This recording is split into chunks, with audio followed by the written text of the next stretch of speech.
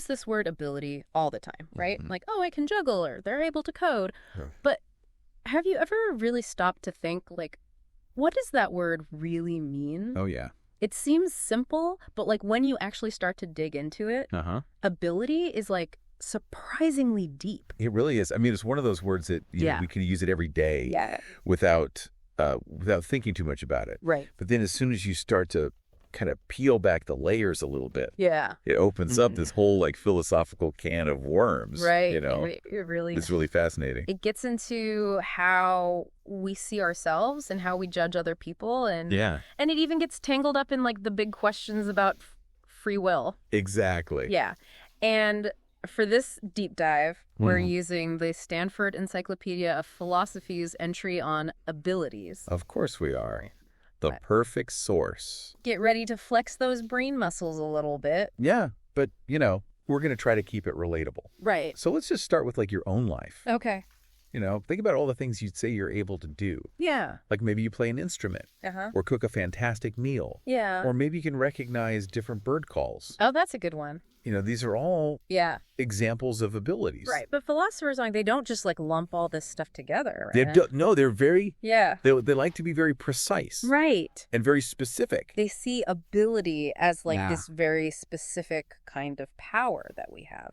Yeah. And I think a good way to illustrate that is to think about someone who is fluent in Spanish. Okay. Right. So they can speak it. Yeah. They can understand it. You know, they could even dream in it. Right. It's an ability. Okay. But now imagine someone who only understands Spanish. Okay. But they can't speak it. Right. So they have a power related to language. Right. But not necessarily the ability to speak it. Right. So just knowing a language isn't the same as like having the ability to use it. It's that active. Yeah. Why is that distinction so important? Yeah, I think it's important because it really gets at what makes an ability an ability. Okay. So, you know, like I said, they're tied to actions we can perform. It's something that we can do. Yeah. It's not just knowledge or understanding. Right. It's putting that knowledge into practice. Okay, now that makes me think about talent. Okay. Right? Because someone might have like a natural talent for music. Right. But does that automatically mean they have the ability to like play Rachmaninoff? Yeah, that's a great question. And that's actually something that philosophers are still kind of debating, you know? Right. Is talent just a special kind of ability or is it something else entirely? Yeah. Some argue that talents are more like dispositions. Okay. Think about it. Yeah. Like a seed that has the potential to grow into a beautiful plant. Oh, okay. But it needs the right conditions. Right. So having a talent means you're kind of inclined towards that skill. But it doesn't necessarily mean you're born with that full-blown ability. Right. So talent for music doesn't make you Mozart overnight, but it gives you a head start. Yeah. Okay. I like that. And the Stanford Encyclopedia also talks about this idea of general versus specific abilities. Can you explain that? Yeah, absolutely. Yeah. So let's imagine a master chef. Okay. Right? Even if they're miles from a kitchen, no pots or pans in sight.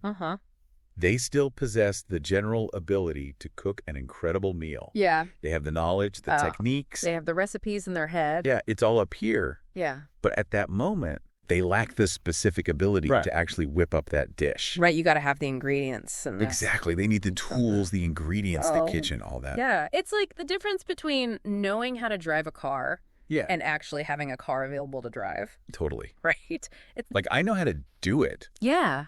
Do you have the means? I don't have what I need to actually do it right now. Exactly. Yeah. So the general ability versus the specific ability. I got it. And now the real philosophical question is, how are these two connected? Right, because which one comes first? Yeah, is it the chicken or the egg? Yeah. It's a tough one that philosophers are still thinking about. Okay, so we've got the abilities themselves. Yeah. And then we've got the way that we talk about abilities. Right.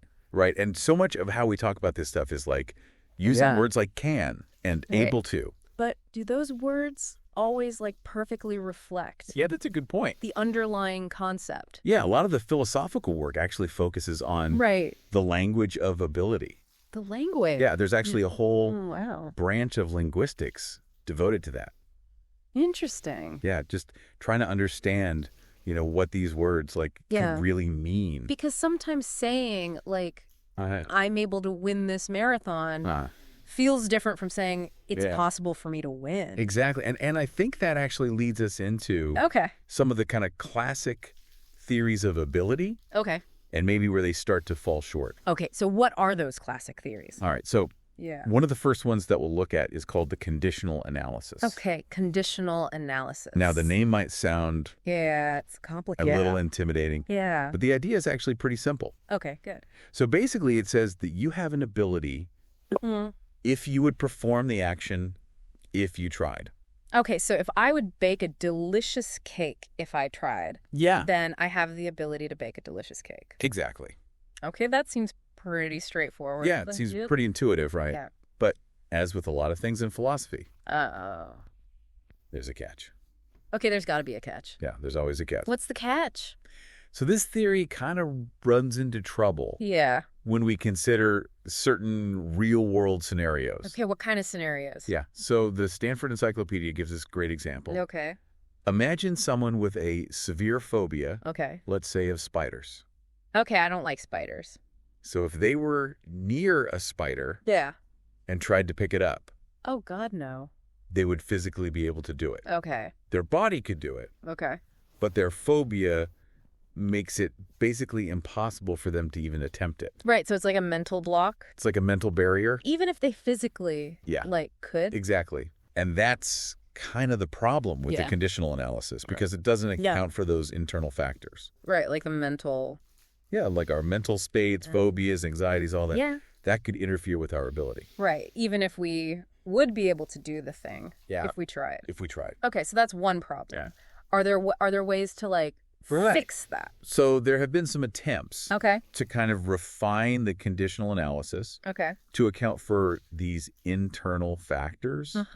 So for example, philosopher Donald Davidson, he argued that you need to consider a person's beliefs and desires. Okay.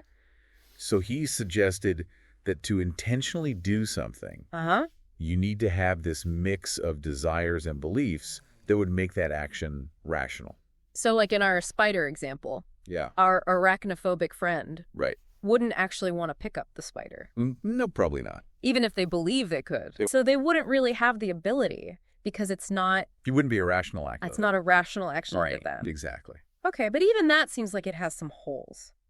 Yeah, so what if our friend actually really wants to pick up the spider? Okay. Maybe they're trying to overcome their phobia. Right. But the fear is still so strong that they just can't bring themselves to do it. So even if they desire to do it, and they believe they can, there's still something blocking them. There's still that fear that's preventing them from acting. Okay, so we tried to fix it, but we just made more problems. It seems like it. Okay, yeah. So what's next? All right, so that brings us to another classic theory. Okay. And this one takes a totally different approach. Okay. This one is called the modal analysis. Modal analysis. Yeah, and this one gets a little bit more abstract. All right. Okay. Yeah. So this one draws on ideas from logic and linguistics. So buckle up. Okay. Because we're going to enter the world of possible worlds. Possible worlds, like parallel universes. Got it. Okay. So basically the modal analysis says that you have an ability, if there's at least one possible world out there where you successfully perform that action. So like even if I can't fly in this world, maybe there's a possible world out there where I can fly. Yeah, where you have wings and you can soar through the sky. I like that world. Yeah. But of course, not just any possible world will do. Right. So philosophers try to define exactly which possible worlds are actually relevant to abilities. Okay. And this is where things can get a little tricky. Okay, give me an example. All right, so let's take a really simple example. Okay. This comes from philosopher Anthony Kenny. Okay. He asks us to imagine a standard deck of cards. All right. You definitely have the ability to pick a card. It's either red or black, right? Yeah, I can't lose. You can't lose. Oh, yeah. But do you have the ability to pick a red card? Well, or a black card? Not necessarily. I mean, I might get lucky. You might. Yeah. But you can't guarantee it beforehand. Yeah. So the logic, the possibility there, that there's a world where you pick red and a world where you pick black, right, doesn't quite match up with your ability to choose one specific outcome. Yeah, it's like saying I have the ability to win the lottery. That's a great analogy. Because it's possible. Because it's possible. Right. But it doesn't mean I can actually make it happen. Right. And that's where the modal analysis kind of falls apart. It seems to conflate possibility with actual ability. Okay, so we've hit a snag with conditional. We've hit a snag with modal. What else we got? Well, don't worry. Philosophers are persistent. Okay, good. So they've come up with some other interesting alternative approaches. Okay. And one that's particularly intriguing is called new dispositionalism. New dispositionalism. Yeah. Okay. And it's all about seeing abilities. Okay. As a kind of disposition. Disposition. Yeah, think about it like this. Right. A fragile glass has a disposition to shatter if dropped. If it's dropped. Right. And new dispositionalists apply the same thinking to agilities. So instead of saying like you would do X if you tried, they're saying you have like a built-in tendency. Yeah, a tendency. A disposition towards X. And the act of trying is like what activates that tendency. That's a great way to put it, yeah. Okay. They argue that this approach helps to avoid some of the problems that we saw with the conditional analysis. How would that apply to something like our spider example? That's a great question. Yeah. Because would they say that that person does have the ability to pick up the spider? Even if their phobia prevents them. That's where things get even more interesting.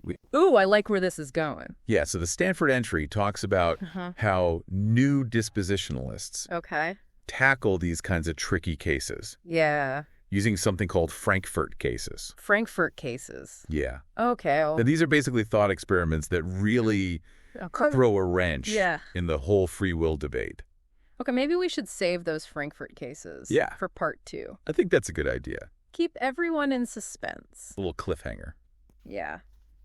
All right, so last time we were getting into these new dispositionalism, and you mentioned these Frankfurt cases. I did, yeah. These Frankfurt cases, they're like these philosophical thought experiments named after a philosopher, Harry Frankfurt.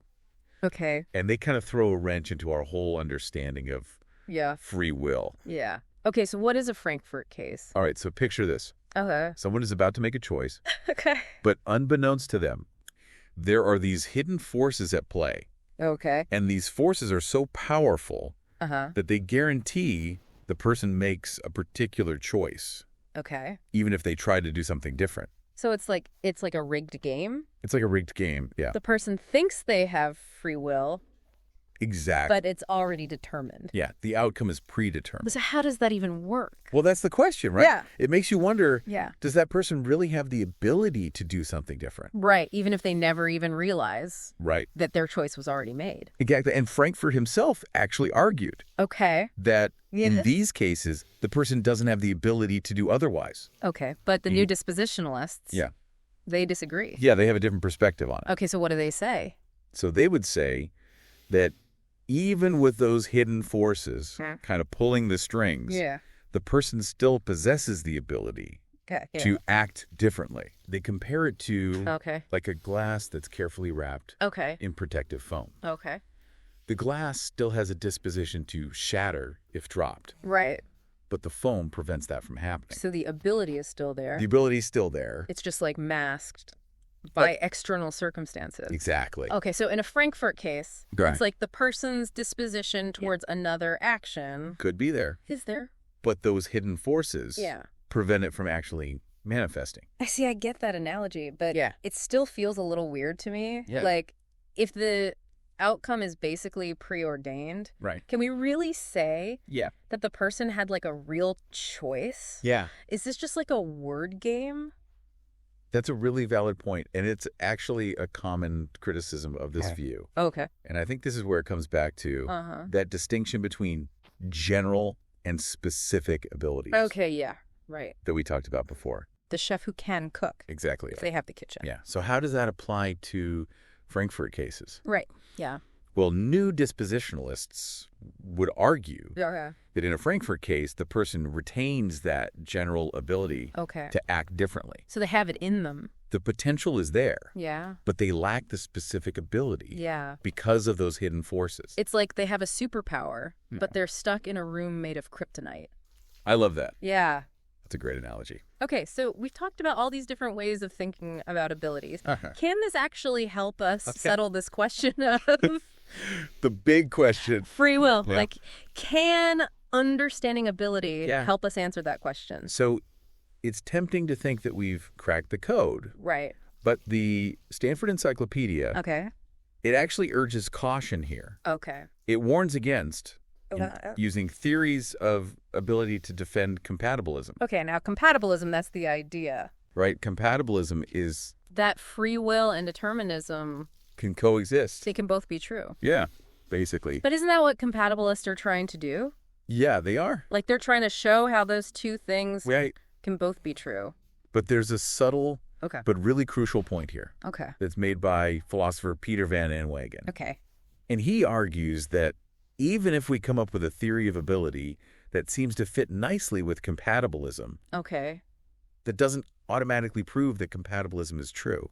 So it's like saying I can imagine a world where cats can fly. Exactly. Therefore, cats can fly. Just because you can imagine it doesn't make it so. Yeah, so we can't just redefine ability to make compatibilism work. Yeah, we can't just kind of define our way out of the problem. Right. We still need to address those core arguments against compatibilism. Okay, so maybe theories of ability can't, like, prove compatibilism. But could they be useful to compatibilists? Yeah, I think that's or in another way. A great point. Like, could they help them? Right. Right. Develop their own personal understanding of how it might work. Even if they can't convince everyone else. Yeah, I think that's a really insightful point. Okay. Maybe these theories are more about clarifying our own understanding rather than trying to win a debate. Yeah. Okay, so we're not trying to convince everyone. Right. We're just trying to, like, figure out what makes sense to us. Makes sense to us. Okay, and before we move on, I wanted to go back to one more concept that I found really interesting in the Stanford Encyclopedia. Okay, what's that? And it was this idea of potentiality. Oh, potentiality. Yeah. That's a really... It sounds kind of mystical. It kind of has this almost mystical feel to it. Yeah. So how does that fit in with abilities? So this comes from the work of philosopher Barbara Vetter. Okay. And it offers kind of a fresh perspective on abilities, especially ones that feel less like automatic reactions and more like genuine choices. Okay. It's about this potential for something to be rather than a simple cause and effect relationship. So not just if A, then B, but more like A has the potential for a bunch of different things, depending on all these factors. And depending on... And choices. Choices. And Vetter contrasts this with what's called two-way power. Two-way power. Yeah. And this is basically the idea that an action either happens or doesn't happen based on an agent's choice at that moment. And this really highlights, I think, this difference between living agents and inanimate objects. Right. It's like that classic philosophical question, if a tree falls in the woods. Does it make a sound? Right. And no one's around to hear it. Does it make a sound? Yeah. A tree doesn't choose to fall. Right. It just does. Yeah. But we as humans... we have this capacity for choice. Yeah. And for action. It feels different. It feels fundamentally different. Okay, so we have all these potentialities. Yeah. And it's our choices that determine which ones we actually realize. Become real, yeah. Okay, well, this has been a really interesting conversation. It's been a lot. A lot to think about. To digest. We've gone from everyday examples to really complex philosophical theories, and we've only just scratched the surface. Yeah, I think that's right. Of this idea of ability. It's a big one. Yeah, so where do we even go from here? Well, I think the journey doesn't end here. Okay. You know, Stanford Encyclopedia, it leaves us with kind of a final thought-provoking question. And this question comes from philosopher David Lewis. Okay. And he suggests that maybe the key to understanding abilities lies in understanding what counts as an obstacle to action. Obstacle to action. Yeah. So what are the things... so the things... that prevent us from doing what we might otherwise be capable of? Yeah. That's a great question. Yeah. It's a deep one, and it makes us think about all those things that can stand between us and doing what we might be able to do.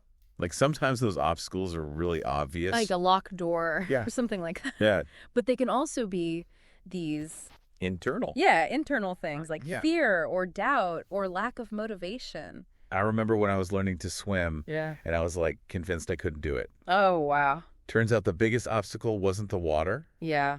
It was my fear of the water. That's a great example. And so it's like, it shows how our own beliefs can become some internal obstacles. Yeah, sometimes those are even more difficult to overcome. Yeah, and those ones are harder because we don't always see them. Right, exactly. We're like, I can't do that. Right. But what we really mean is... Yeah, you just don't want to... I'm afraid to try. Or I don't believe I can. Right. It's like the difference between saying, I'm unable to climb that mountain, and I'm choosing not to. Right. One is a limitation. Yeah. The other one is a choice. And the problem is sometimes those internal ones become so ingrained. Right. It feels like we really can't. It feels like a real inability. Yeah. And that's why I think Lewis's challenge is so important. Yeah. It makes us really look at those perceived obstacles and ask ourselves, is this a real limitation? Yeah. Or is this something that I can overcome? It's like a call to action. It is. It's a call to action. To not just accept those limitations. Don't just accept them. But like question them. Question them. Yeah. Yeah. Push against those boundaries. So maybe the real takeaway from this whole deep dive isn't about finding the answer. Right. Not about winning the debate. Winning the debate. Yeah. It's more about just like... It's about the journey. The journey. It's about expanding our awareness of what this word ability really means. Yeah. And how understanding that... How that... affects how we act. Right. It shapes in the world. Our choices and our actions. And how we see ourselves. Exactly. And I think the most important thing is to realize that our abilities are not fixed or predetermined. We have the power to. Yeah. We can shape them. Change them. We can develop them. Grow. We can push beyond those limits. Yeah. And we can surprise ourselves. And surprise ourselves. Yeah. With what we can actually do. Well, this has been an amazing deep dive. It has. I've learned a lot. I have too. About this word ability. It's a good one. And listeners, I hope this is giving you a new appreciation for this seemingly simple word. Ability. Yeah. Yeah. And it turns out so simple. Not so simple. And when you look closely, you see all these really deep insights about ourselves and our potential. Yeah, about ourselves, our potential, and the choices we make. The choices we make every day. Every single day. Yeah. And as always, the exploration doesn't end here. It doesn't stop here. You know? Keep thinking, keep questioning. Keep questioning, keep pondering. And see where your own deep dive into ability takes you. So last time we were talking about these Frankfurt cases. Oh, yeah. And how they kind of mess with our idea of choice. Yeah. Those thought experiments, they're really good at highlighting the ways that our abilities can be influenced by things we're not even aware of. Right. It's like there's all these puppet strings. We don't even see them. Yeah. And we were talking about David Lewis and his question about obstacles. Right. He was saying the key to understanding ability is to figure out what stops us. Yeah, like what are the things that prevent us from doing what we're capable of. And sometimes it's obvious. Oh, yeah, totally. Like a locked door. Yeah, like something's physically in your way. Right. But then sometimes it's not. Yeah, sometimes those obstacles are external. Like fear or doubt. Or even just not being motivated. Yeah, just not feeling it. Yeah. Yeah. And, I remember when I was learning how to swim. Oh, yeah. I thought I couldn't do it. Really? And it turned out the biggest obstacle wasn't the water. It was the fear. My fear of the water. Wow. That's a perfect example. Yeah. So our own beliefs can hold us back. Yeah. I think that's what makes those internal obstacles so tricky. Yeah. Because we don't always recognize them. We just think, oh, I can't do that. Right, exactly. But what we really mean is I'm afraid to try. Afraid to try. Or I don't think I'm good enough. Right. And it's like the difference between saying I can't climb that mountain and I'm choosing not to. Exactly. It's a choice. It is a choice. Yeah. And sometimes those internal obstacles, they feel real. Yeah. They feel like genuine inabilities. And that's why I think this question about obstacles is so powerful. It forces us to confront those things. And look at them. Yeah. Like, is this really a hard limit? Yeah. Is it Or is there something I can do about it? It's like a challenge. It is a challenge. To push ourselves. Yeah, to not be limited. Yeah, and to remember that our abilities they're fixed. They're not fixed. Yeah, they can grow and change. Yeah, and they're shaped by so many different things. Yeah, so I guess the takeaway here isn't about, like, finding the right answer. Right. Or winning some kind of argument. Not about winning. Yeah. It's about expanding how we think about this. Yeah, expanding our awareness. Yeah, and like how it all works. How that shapes our actions in the world. Right.